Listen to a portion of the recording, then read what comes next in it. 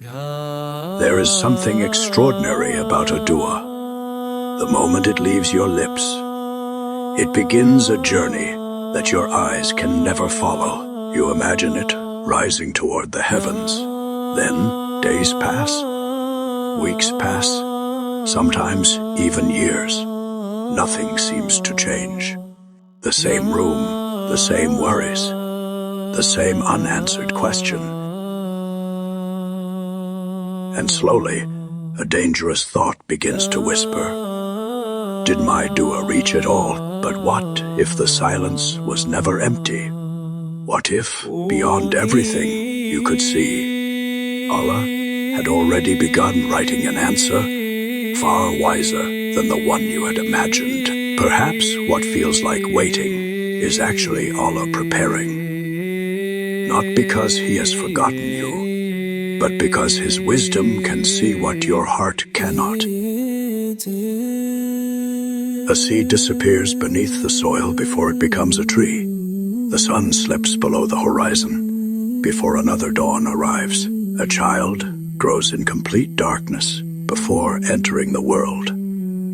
Allah created many of His greatest miracles where no human eye could witness them. Why should the journey of your dua be any different?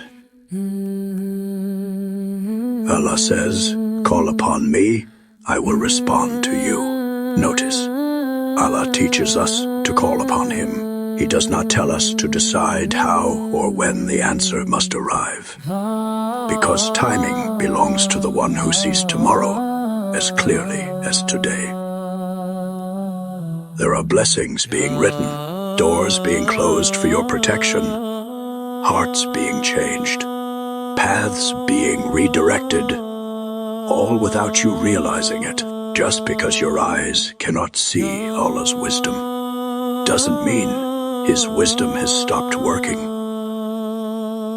Sometimes Allah answers a prayer by changing your circumstances. Sometimes He answers it by changing you. The patience you never thought you could have, the strength that quietly replaced your fear, the calm that entered your heart after nights of anxiety. Were these not answers too? There are blessings that enter your life so quietly, you don't even recognize them. The problem that could have become much worse, but didn't, the road you never took, the person who walked away before causing greater harm, the opportunity you lost, only to discover later that it would have taken you further from Allah than closer to Him. Not every mercy arrives wrapped in happiness. Sometimes mercy wears the clothes of disappointment, until time gently removes the disguise. Then one day you look back and realize Allah had been carrying you long before you noticed His help. Think of Prophet Yusuf, peace be upon him, a well, a caravan, a marketplace, a prison. If someone had witnessed only those chapters, they would have thought his story was nothing but loss. But Allah wasn't writing isolated moments. He was writing a masterpiece. Every setback became a bridge. Every delay became preparation. Every hardship quietly carried him toward the position Allah had already chosen for him. Perhaps that is one of the hardest lessons for every believer. We judge one page. Allah writes the whole book, and the chapter you're living today is not the ending of your story. There comes a moment when faith stops asking, "Why is this happening to me?" and begins asking, "Ya Allah, what are you teaching me through this?" That is where tawakkul begins.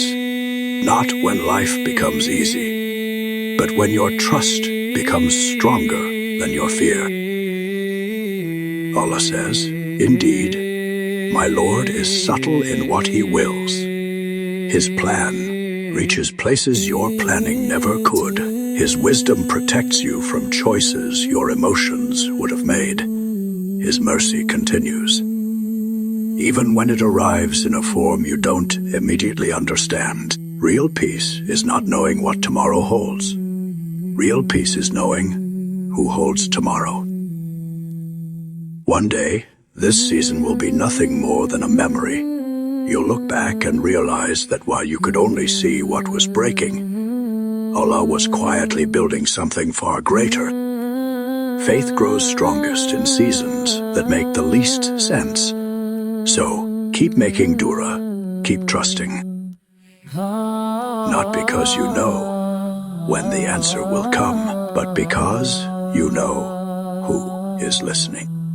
If this reminder touched your heart, then comment, Ya Allah, I trust your timing.